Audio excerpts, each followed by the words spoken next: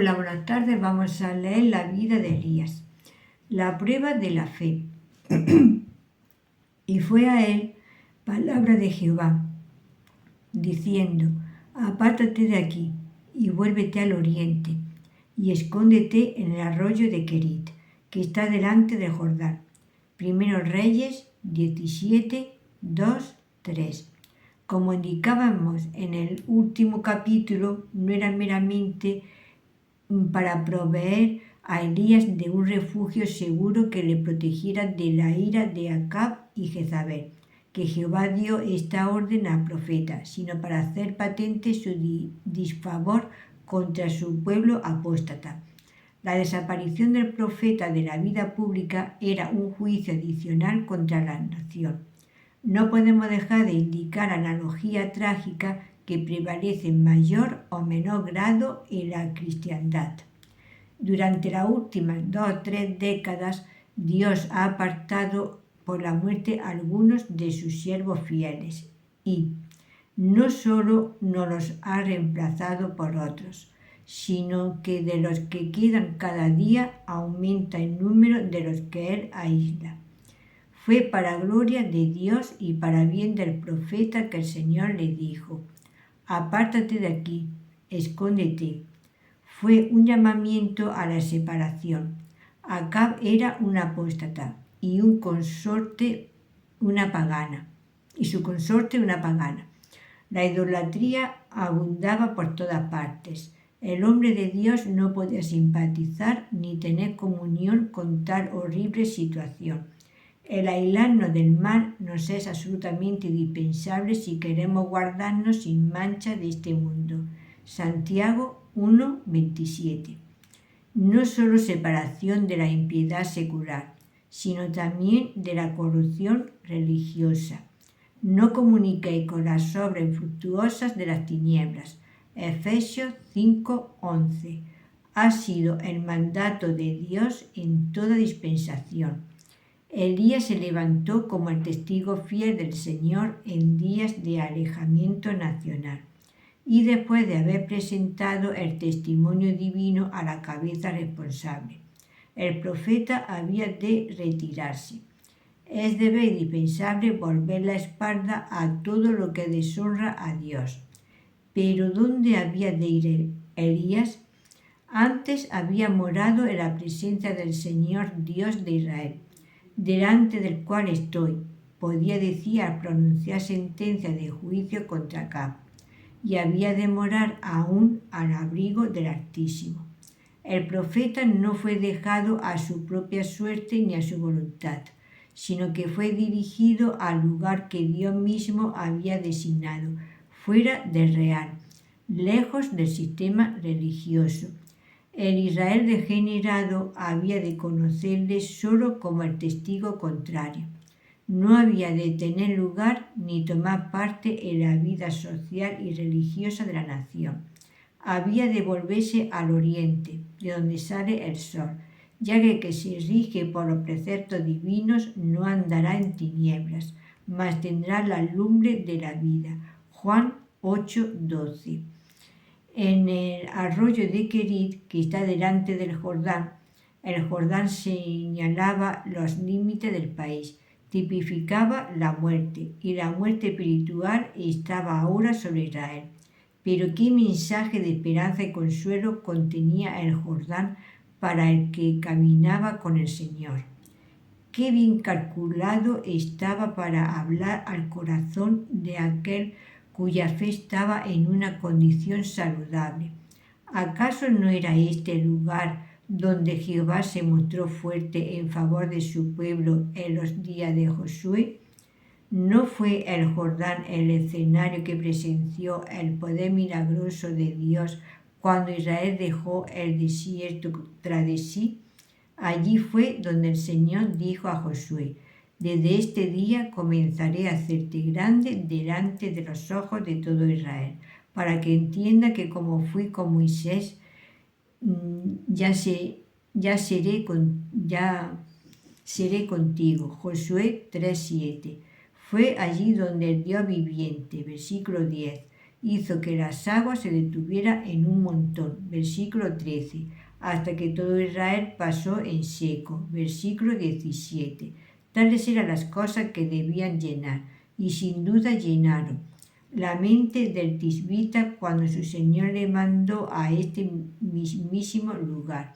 Si su fe estaba en ejercicio, su corazón había de estar en perfecta paz, sabiendo que el Dios que obraba milagros no le abandonaría allí. También fue por el propio bien del profeta que el Señor le mandó esconderse. Estaba en peligro de otra cosa, además del furor de Acab. El éxito de su súplica podía venir a ser una trampa. Podía llenarle de orgullo e incluso endurecer su corazón ante la calamidad que asolaba el país. Con anterioridad había estado ocupado en oración secreta y entonces durante breve tiempo había confesado testificado bien delante del rey. El futuro le reservaba todavía un servicio mejor, ya que vendría el día cuando no solo testificaría de Dios en presencia de Acab, sino que derrotaría y desharía las huestes reunidas de Baal y, al menos hasta cierto punto, llevaría de nuevo a la nación descarriada al Dios de sus padres. Pero la hora no estaba todavía en sazón, ni Elías tampoco. El profeta necesitaba más instrucción en secreto si es que había de estar capacitado para hablar de nuevo en público para Dios. El hombre que Dios usa, querido lector, ha de mantenerse sumiso. Tiene que experimentar severa disciplina para que la carne sea mortificada debidamente. El profeta había de pasar 3 años más de soledad. ¡Qué humillante! Más cuando poco digno de crédito es el hombre que incapaz de sostenerse en el lugar de honor. Que pronto aparece la superficie, el yo y el instrumento está presto a creerse algo más que un instrumento. Cuán tristemente fácil es hacer del servicio que Dios nos confía el pedestal en el que exhibirnos a nosotros mismos. Pero Dios no compartirá su gloria con nadie y por lo tanto esconde a aquellos que pueden verse tentados a tomar parte de ella para sí. Es solo retirándonos de la vista pública y estando a solas con Dios que podemos aprender que no somos nada. Esta importante lección se pone claramente de manifiesto en los tratos de Cristo con sus discípulos amados. En una ocasión regresaron a él jubilosos por el éxito alcanzado y llenos de sí mismos. Le contaron todo lo que habían hecho y lo que habían enseñado. Marcos 6:30. Su suave respuesta es por demás instructiva. Venid vosotros aparte al lugar desierto y reposad un poco. Versículo 31. Este es aún su remedio de gracia para todo siervo que esté hinchado por su propia importancia y que imagine que la causa divina en la tierra sufriría una pérdida severa si él fuera quitado de ella. Dios dice a menudo a sus siervos: apártate de aquí, escóndete. A veces es por medio de la frustración de sus esperanzas ministeriales, por el hecho de la aflicción o por una pérdida sensible, que se cumple el propósito divino. Bienaventurado el que puede decir desde el fondo de su corazón: sea hecha la voluntad del Señor. Todo siervo que Dios se digna usar ha de pasar por la experiencia de la prueba de Kerit antes de estar realmente preparado para el triunfo del Carmelo. Este es un principio invariable en los caminos del Señor. José sufrió la indignidad de la cisterna y la prisión antes de llegar a ser gobernador de todo Egipto, inferior solo al rey. Moisés pasa la tercera parte de su larga vida detrás del desierto, antes de que Jehová le concediera el honor de acaudillar a su pueblo sacándolo de la casa de servidumbre. David tuvo que aprender de la suficiencia del poder de Dios en la labranza, antes de ir y matar a Goliat en presencia de los ejércitos de Israel y de los filisteos. Este fue También el caso del siervo perfecto, 30 años de retiro y silencio pasó antes de comenzar su breve ministerio público. También fue así en el principal de sus embajadores. Antes de convertirse en el apóstol de los gentiles, tuvo que pasar su aprendizaje en las soledades de Arabia. Pero no hay otro ángulo desde que contemplar esta aparentemente extraña orden de apártate de aquí, escóndete. ¿No era esto una prueba real y severa de la sumisión del profeta a la voluntad divina? Decimos severa porque, para un hombre impetuoso, esta demanda era mucho más rigurosa que su comparencia ante Acab. Para el de celosa disposición, sería más duro pasar 3 años en reclusión inactiva que estar ocupado en servicio público. El que esto escribe puede testificar su propia larga y dolorosa experiencia que la inactividad es una prueba mucho más severa que el dirigir la palabra a grandes congregaciones cada día durante meses. Esta lección es obvia en el caso de Elías. Había de aprender personalmente a rendir obediencia implícita al Señor antes de estar calificado para mandar a otro en su nombre. Consideremos ahora con más detalle el lugar particular que el Señor seleccionó para que habitara su siervo, en el arroyo de Querit. Era un arroyo, no un río, un arroyo que podía secarse en cualquier momento. Dios rara y pone a su siervo incluso a su pueblo en medio del lujo y la abundancia. El estar repleto de las cosas de este mundo demasiadas veces significa alejarse de los afectos del dador. Cuán difícilmente entrarán en el reino de Dios los que tienen riquezas. Lo que Dios pide son nuestros corazones y a menudo estos son puestos a prueba. Por regla general, la manera en que son sobrellevadas las pérdidas temporales pone de manifiesto la diferencia entre el cristiano real y el hombre mundano. Este último se descorazona completamente por los reveses financieros y a menudo se suicida. ¿Por qué? Porque su todo se ha perdido y no le queda nada por lo que vivir. Como contraste, el creyente verdadero, aunque sea sacudido con severidad y esté profundamente deprimido por un tiempo, recuperará el equilibrio y dirá: Dios todavía es mi porción y nada me faltará. Muchas veces, en lugar de un río, Dios nos da un arroyo que hoy brota y mañana quizá estará seco. ¿Por qué?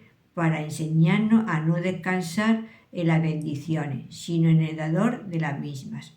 Sin embargo, no es en este punto que caemos tan a menudo, estando nuestros corazones mucho más ocupados con las dádivas que con el dador.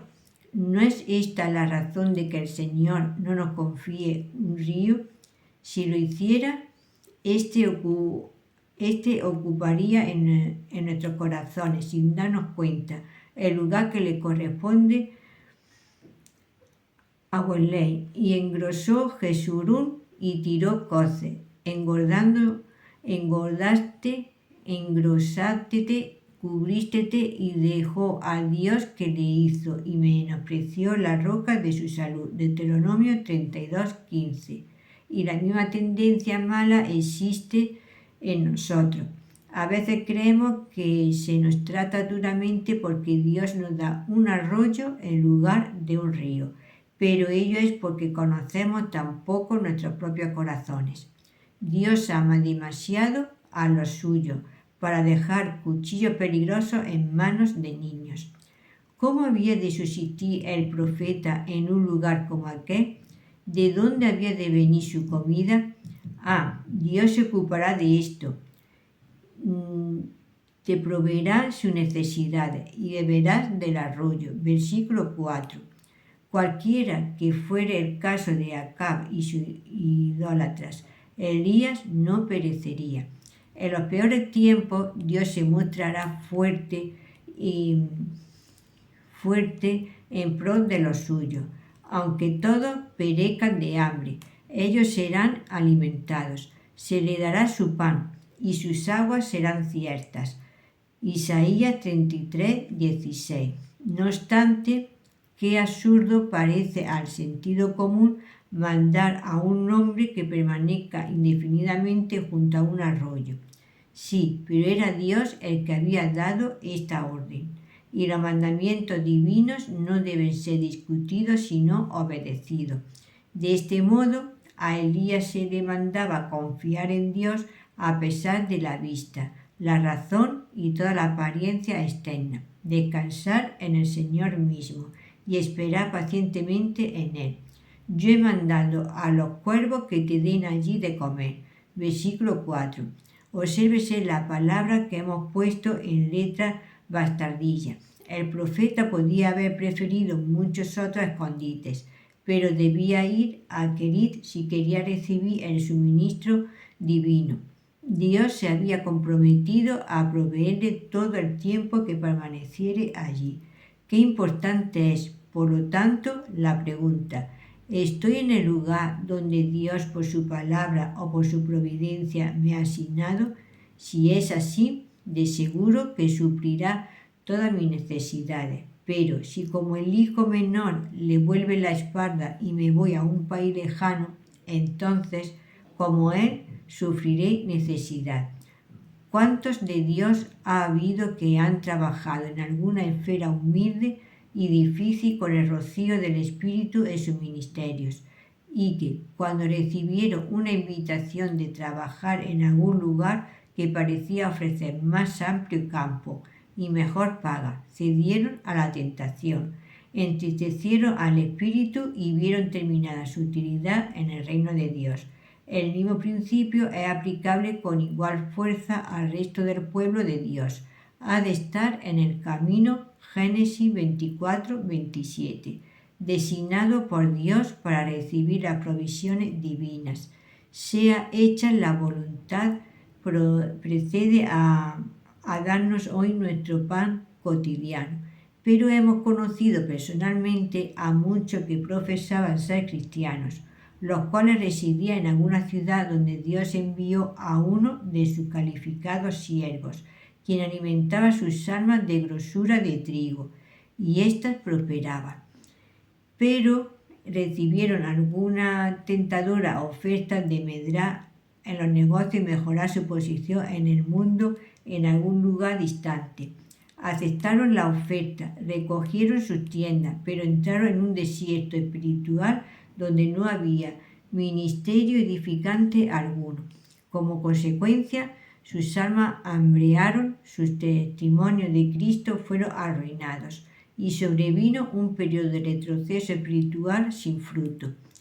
De la manera que Israel antiguamente tenía que seguir las nubes para obtener la diaria provisión de maná, así también nosotros debemos estar en el lugar ordenado por Dios para que nuestra alma sea regada y nuestra vida espiritual prosperada. Veamos a continuación los instrumentos que Dios seleccionó para ministrar las necesidades corporales de su siervo. He mandado a los cuervos que te den allí de comer. Se nos sugieren aquí varias líneas de pensamiento. Primero, ved la elevada soberanía y supremacía absoluta de Dios, su soberanía en la elección hecha, su supremacía en el poder para llevarla a cabo. Él es ley en sí mismo. Todo lo que quiso Jehová ha hecho en los cielos y en la tierra, en los mares y en todos los abismos. Salmo 135, 6. Prohibió a su pueblo que comiese cuervos, clasificándolos entre lo inmundo. Es más, tenía que tenerlo como abominación. Levítico 11:15, Deuteronomio 14:14. Con todo, hizo uso de ellos para llevar comida a su siervo. Qué diferente de los nuestros son los caminos de Dios. Empleó a la propia hija de Faraón para socorrer al pequeño Moisés y a Balaam para pronunciar una de las profecías más notables. Usó la quijada de un asno por mano de Sansón para herir a los filisteos y una honda y una piedra para vencer a su gigante. He mandado a los cuervos que te den allí de comer. Oh, qué grande es nuestro Dios, las aves del cielo y los peces de la mar, las bestias salvajes del campo, aun los mismos vientos y las olas le obedecen. Así dice Jehová, el que da camino en la mar y senda en las aguas impetuosas, el que saca carro y caballo, ejército y fuerza. He aquí que yo hago cosa nueva, presto saldrá a luz, ¿no lo sabréis? Otra vez pondré camino en el desierto y tíos en la soledad. La bestia del campo me honrará, los chacales y los pollos del avestruz, sí, y los cuervos también, porque daré aguas en el desierto, ríos en la soledad, para que beba mi pueblo. Isaías 43, 16 al 20. Así pues, el Señor hizo que las aves de presa que vivían de la carroña alimentaran al profeta. Pero admiremos también aquí la sabiduría así como el poder de Dios. Las viandas se le proveían a Elías de manera en parte natural y en parte sobrenatural. En el arroyo había agua para que pudiera tomarla fácilmente. Dios no obrará milagros para evitar trabajo al hombre, lo que le haría negligente y perezoso a no hacer esfuerzo alguno para procurarse su propio sustento. Pero en el desierto no había comida. ¿Cómo había de conseguirlo? Dios suple eso de modo milagroso. He mandado a los cuervos que te den allí de comer.